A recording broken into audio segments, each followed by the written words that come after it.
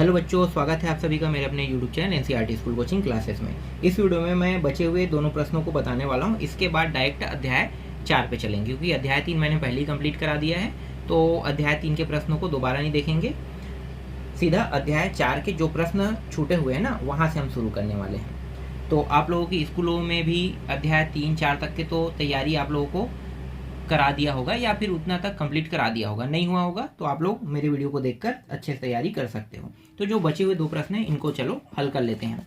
तो देखो, ये जो 11वां प्रश्न है, ठीक है, इसको देख लो, और 12वां प्रश्न, दोनों इसी में देख लो।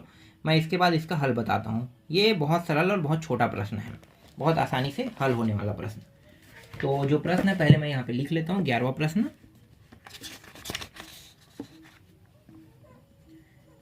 11वां प्रश्न, 10 की घात -1 n + 1 n,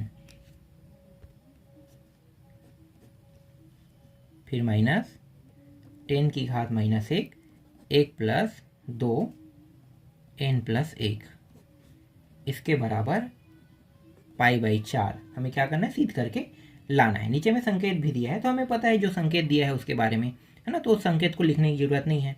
किस तरीके से हल होगा आपको पता है, तो लेफ्ट हैंड साइड को लेकर चलेंगे। देखो, हमें एक सूत्र के बारे में तो बिल्कुल पता ही है, ठीक है, 10a - 10b, इस सूत्र के बारे में पता होगा। तो यही सूत्र जो है संकेत में दिया हुआ है। तो अगर इस तरीके से दिया हुआ है तो a - b, फिर एक ab, इस तरीके से होगा, ठीक है। तो देख लो, ये इस तरीके से होगा, है ना। तो हम इसी सूत्र का उपयोग करने वाले हैं। तो यहाँ पे 10 की घात -1 10 की घात -1 दिया हुआ है। इसका मतलब ये है कि ये 10 की घात -1, ये a है और ये b है ना, a b के जगह में है। तो हम इसी तरीके से लिखेंगे n + 1 n, फिर -1 2n + 1, कोष्ठक बंद। फिर नीचे में फिर क्या करेंगे, देखो 1 है तो 1 लिखो, फिर -ab, फिर इन्हीं दोनों का गुणा, तो n + 1 / n × 1 2n + 1, ठीक है। ये कोष्ठक थोड़ा छोटा हो गया है, इसको बड़ा कर लो इस तरीके से। 10 की घात -1, कोष्ठक बड़ा रखेंगे। तो देखो, हर जब तक बराबर नहीं होगा तब तक के न जुड़ सकता है ना घट सकता है, तो हर को बराबर कर लेते हैं। तो इसका गुणा इसके साथ, इसका गुणा इसके साथ होगा। तो हर को बराबर करेंगे तो लघुत्तम आ जाएगा हमारा। यहाँ पे मैं लघुत्तम को पहले लिख लेता हूँ, ये n 2n + 1, फिर इसका गुणा इसके साथ होगा। तो ये n + 1 का गुणा 2n + 1 के साथ, यहाँ पे माइनस है, और n का 1 के साथ गुणा होगा तो n आएगा, ठीक है। अब कोष्ठक बंद कर लो।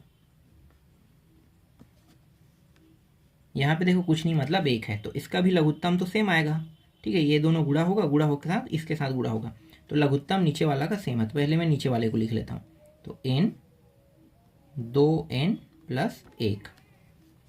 अब ये जो इन दोनों को गुणा होगा, इसका गुणा इसके साथ 1 के साथ होगा, तो यहाँ पे भी वही आएगा, n 2n + 1।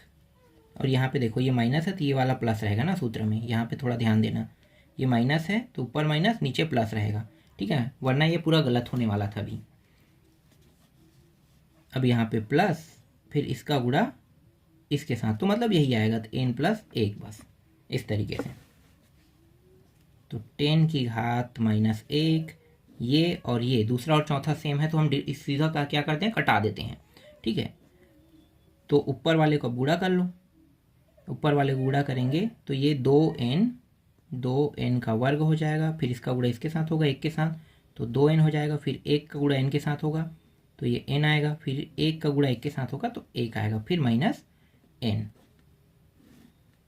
फिर यहाँ भी 2n का वर्ग, फिर n, फिर +n, फिर +1,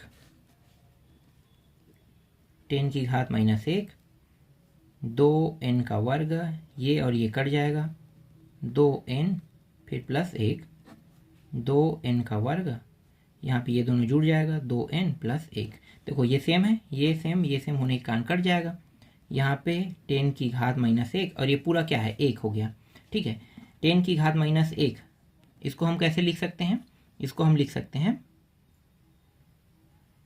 π/4 लिख सकते हैं। ठीक है, यही हमें क्या करके लाना था, सिद्ध करके लाना था। लेफ्ट हैंड साइड को लेकर चले तो राइट हैंड साइड हमारा क्या हुआ, सिद्ध हुआ। ठीक है, 11वां प्रश्न समझ में आया। चलो 12वां देखो। 12वां प्रश्न है 10 की घात -1 1/2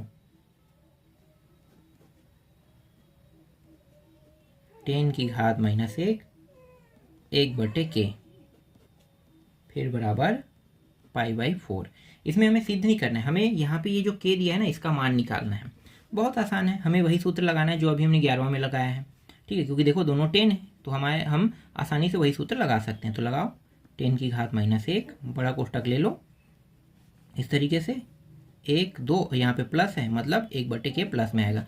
तो 1 के बाद यहाँ पे क्या आएगा, प्लस की माइनस, माइनस क्योंकि ऊपर प्लस है नीचे हमेशा माइनस रहता है। इस तरीके से ये रहा। ठीक है, इसके बराबर π/4। इसको भी लेके चलना है क्योंकि सिद्ध नहीं करना है, k का मान निकालने वाले हैं। 10 की घात -1 बड़ा कोष्टक के अंदर देखो लघुत्तम कितना आएगा, इन दोनों गुणा मतलब 2 के लघुत्तम आ गया, k का गुणा इसके 1 के साथ तो k होगा, 2 का गुणा इसके साथ तो 2 हो जाएगा। यहाँ पे देखो 2k तो ये 2k से फिर यहाँ पे मैंने डायरेक्ट निकाल दिया ना, लघुत्तम कितना होगा यहाँ पे 2k होगा, फिर यही 2 को इसके साथ गुणा होगा, फिर 1 यहाँ पे आ जाएगा इस तरीके से, फिर π/4। अब क्या करने वाले हैं, दोनों पक्षों में 10 लेने वाले हैं। ठीक है, 10 लेंगे तो ये 10 की घात -1 और 10 कट जाएगा तो बचेगा क्या, सिर्फ ये। देखो ये दोनों कटा दो क्योंकि दूसरा चौथा कट जाएगा तो कटा देते हैं, फिर 2k + 1 इतना ही बचेगा। और यहाँ पे 10 लेंगे तो 10 की घात प्लस में रहेगा ना, ये होगा। ठीक है, तो इसका मान कितना होता है, π/4 का 1 होता है। तो 1 हमने लिख दिया, k + 2 और 2k + 1। अब यहाँ पे देखो कुछ नहीं मतलब 1 है तो इसका गुणा इसके साथ, इसका गुणा इसके साथ, तो जो नीचे का मान है वो ऊपर चला जाएगा। तो यहाँ पे k + 2, ठीक है, 1 का गुणा इसके साथ होगा, इसका गुणा इसके साथ होगा, तो 2k + 1। ठीक, यहाँ पे एक चीज़ और मैंने गलत कर दिया है, ध्यान से देखिए हो तो गलती पकड़ा गया होगा वरना नहीं पकड़ाएगा आप लोगों से। देखो यहाँ पे माइनस है तो यहाँ पे मैं चिन्ह को प्लस लिखते आ रहा हूँ, तो यहाँ पे ये माइनस है। ठीक है, देखो जल्दी जल्दी करने पर ऐसी गलती होता है, तो गलती नहीं करना है, आराम से हल करना। गलत होगा तो फिर आपका पूरा प्रश्न गलत हो जाए, ये माइनस है।